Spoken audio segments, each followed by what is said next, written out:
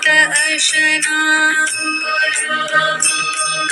मोह शत्रु शासना